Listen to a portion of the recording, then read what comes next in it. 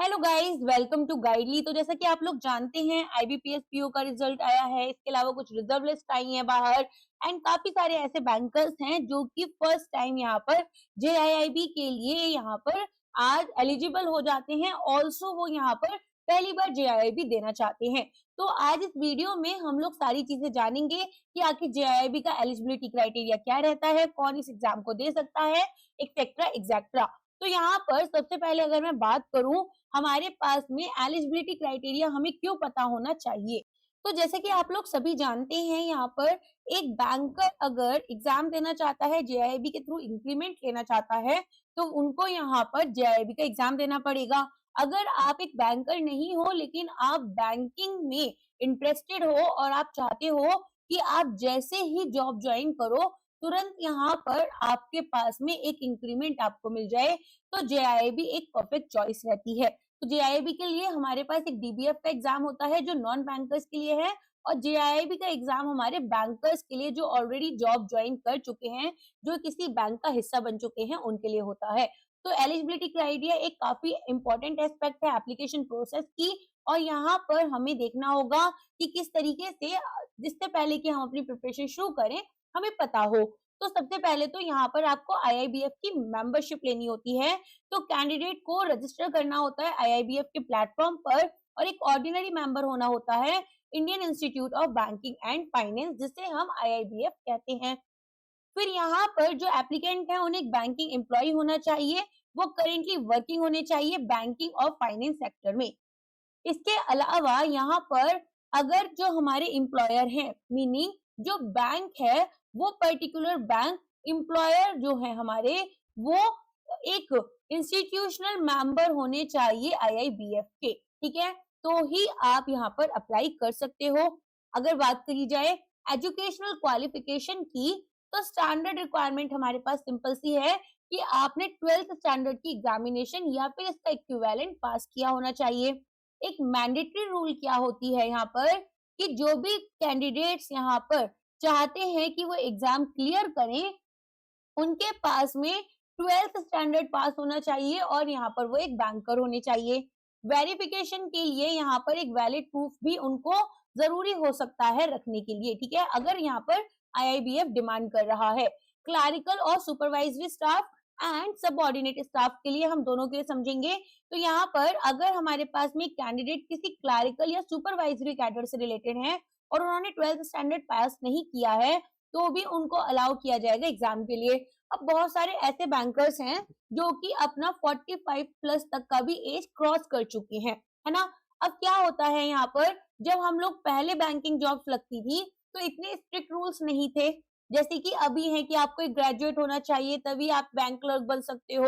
तो यहाँ पर काफी सारे लोगों ने इंटरनल प्रमोशन ले रखा होता है, इसीलिए यहाँ पर अगर हमारे जो यहाँ पर रिकमेंडेशन ली जाएगी या डिस्क्रिप्शन लिया जाएगा मैनेजर या officer in charge of the bank, और फिर हम इस एग्जाम को दे सकते हैं। अगर एक सबऑर्डिनेट स्टाफ है तो कैंडिडेट यहाँ पर रिकॉग्नाइज्ड बैंकिंग या फाइनेंशियल इंस्टीट्यूशन के अप्लाई कर सकते हैं, प्रोवाइडेड कि उन्होंने 12th स्टैंडर्ड एग्जामिनेशन या इक्विवेलेंट पास किया हो। इसके अलावा यहाँ पर अगर आप एक बैंक पीओ हैं या फिर आपने यहाँ पर bank as a clerk, IBPS clerk या फिर एसबीआई जूनियर असिस्टेंट या आरआरबीओ यहाँ पर ज्वाइन किया है आरआरबी, तो यहाँ पर आपके लिए सिंपली क्या करना है, बैंक ज्वाइन करोगे, आईआईबीएफ में अप्लाई करोगे, अपना जो वैलिड आईडी प्रूफ होता है बैंक का वो आपको शो करना होता है, ठीक है, उसके अकॉर्डिंग आपको मेंबरशिप मिल जाती है। अच्छा, यहाँ पर क्या कोई एज लिमिट होती है जेआईआईबी सीआईआईबी के लिए? तो नहीं, कोई भी प्रिस्क्राइब्ड एज लिमिट यहाँ पर जेआईबी के एग्जाम के लिए या सीआईआईबी के लिए नहीं होती है, एज लॉन्ग एज एजुकेशनल और एम्प्लॉयमेंट क्राइटेरिया आपके मीट कर रहे हैं। अच्छा, किसी ने अगर यहाँ पर कोई बैंकर थे और अब यहाँ पर उन्होंने रिजाइन कर दिया, क्या वो जेआईआईबी का एग्जाम दे सकते हैं या सीआईआईबी का एग्जाम दे सकते हैं? यस, नॉन बैंकर्स यहाँ पर जिन्होंने रिजाइन किया है किसी इंस्टीट्यूट से, किसी बैंक से, वो अप्लाई कर सकते हैं। टाइम लिमिट और number of attempt, now this is very important, बहुत सारे क्वेरीज स्टूडेंट्स के आते हैं कि क्या टाइम लिमिट और यहाँ पर अटेम्प्ट्स रहते हैं। सबसे पहले तो जब आपने रजिस्टर किया, ठीक है, जब आपने लेटर से जेआईआईबी के लिए यहाँ पर अप्लाई करा, अब आपके पहली बार एग्जाम के लिए जब आपने यहाँ पर अप्लाई किया तब से लेकर अगले 3 साल तक आप JIIB का एग्जाम दे सकते हो, ठीक है, जिसमें कि आपको JIIB का एग्जाम पास करना है। और ये आपका जब डेट में हमारे पास रजिस्टर किया गया JIIB के एग्जाम के लिए तब से शुरू होगा, ना कि मेंबरशिप के लिए। हमने JIIB के लिए जब रजिस्टर किया। फिर आते हैं हमारे 5 अटेम्प्ट का क्राइटेरिया। तो कैंडिडेट्स को यहाँ पर मैक्सिमम 5 अटेम्प्ट मिलते हैं। अब साल में 2 बार पेपर होता है, राइट? तो यहाँ पर आपके पास में या तो 5 अटेम्प्ट पहले कंप्लीट हो जाएं या तो फिर आपके 3 साल पहले कंप्लीट हो जाएं, डिपेंडिंग ऑन दैट आप नंबर ऑफ अटेम्प्ट दे सकते हैं। फॉर एग्जाम्पल एक बैंकर थे, उन्होंने फर्स्ट ईयर में JIIB के लिए यहाँ पर एग्जाम दिया, फिर सेकंड उसमें उनका एक कोई एग्जाम था जो क्लियर नहीं हुआ, फिर उन्होंने एग्जाम नहीं दिया, ठीक है, जैसे मई में एग्जाम दिया, नवंबर में नहीं दिया, अगले साल फिर से मई में दिया, एग्जाम क्लियर नहीं हुआ, नवंबर में यहाँ पर फिर से एग्जाम नहीं दिया, राइट? इसके बाद में उन्होंने फिर से कभी भी एग्जाम नहीं दिया। अब वो एग्जाम देना चाहते हैं जब 3 साल कंप्लीट हो गए, तो ऐसे में उन्हें दोबारा रजिस्टर करना पड़ेगा या फिर उनका क्लियर नहीं होता है, ठीक है। अगर उन्होंने पहले 5 अटेम्प्ट्स में यहाँ पर एग्जाम दिया और एग्जाम क्लियर नहीं हो पाया, तो ऐसे में दोबारा रजिस्टर करना पड़ेगा। अब JIIB में क्या होता है, मान लो आपने 4 एग्जाम्स दिए, फर्स्ट, सेकंड, थर्ड और फोर्थ। पहला एग्जाम मेरा यहाँ पर इंडियन इकोनॉमिक्स का था, मान लो वो क्लियर हो जाता है, PPB क्लियर नहीं होता, AFM क्लियर नहीं होता, RBWM क्लियर हो गया, तो मुझे नेक्स्ट अटेम्प्ट में केवल PPB और AFM देना होगा। मान लो PPB क्लियर हो गया, अब यहाँ पर अगले अटेम्प्ट में मेरे को केवल AFM का एग्जाम देना है, बाकी मेरे मार्क्स यहाँ पर इन्हीं एग्जाम के कैरी फॉरवर्ड हो जाएंगे। कब तक? जब तक मेरे 3 साल या फिर 5 अटेम्प्ट कंप्लीट नहीं हो जाते हैं। अगर मान लो मेरे AFM रह गया था, बाकी एग्जाम क्लियर हो गए, 3 साल कंप्लीट हो गए या 5 अटेम्प्ट कंप्लीट हो गए, लेकिन AFM क्लियर नहीं हुआ, तो मुझे न्यू रजिस्ट्रेशन करना पड़ेगा। और जब मैं वो न्यू रजिस्ट्रेशन करूंगी तो मुझे चारों सब्जेक्ट्स के एग्जाम दोबारा से देने पड़ेंगे। यही क्राइटेरिया हमारा CIIB में होता है, यही JIIB में होता है। अब रूल क्या है कैलकुलेशन का? तो जैसा मैंने बताया, एलिजिबिलिटी डिपेंड करेगी कि आपने 5 अटेम्प्ट्स कंप्लीट कर लिए या फिर आपके 3 साल एक्सपायर हो गए। जो भी पहले होगा वो कंसीडर किया जाता है। पहले आपके 3 साल कंप्लीट हो गए, राइट? 5 अटेम्प्ट्स आपने नहीं दिए थे, आपने स्किप कर दिए कुछ अटेम्प्ट्स, तो भी आपको न्यू रजिस्टर करना पड़ेगा।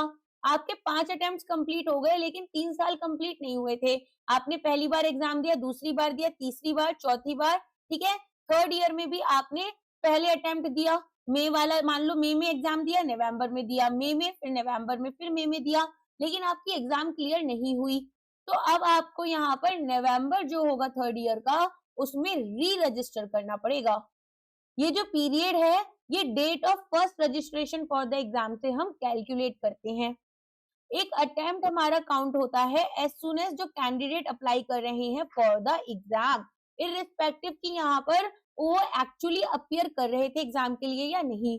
मान लो मैंने JIIB के लिए फॉर्म फिल कर रखा, बट किसी वजह से मैं एग्जाम नहीं दे पाई, मैंने चारों सब्जेक्ट के एग्जाम नहीं दिए, तो भी ये वाला अटेम्प्ट मेरा कैलकुलेट होता है। ओके, अब इसके बाद में 3 साल के लिए मेरे पास में टाइम होगा, मैं 3 साल में एग्जाम क्लियर कर लूं। अगर मैं चारों सब्जेक्ट्स यहाँ पर 3 साल के अंदर क्लियर नहीं कर पाती हूँ तो मुझे दोबारा एग्जाम देना होगा। तो री एनरोलमेंट पॉलिसी क्या है? अगर एक कैंडिडेट अनेबल है कि वो एग्जाम क्लियर नहीं कर पाते हैं 3 साल या 5 अटेम्प्ट्स के अंदर, तो उन्हें री एनरोल करना पड़ता है ए फ्रेश। नोटेबली जो क्रेडिट्स होते हैं किसी भी सब्जेक्ट्स के वो हमारे यहाँ पर रिटेन नहीं होते।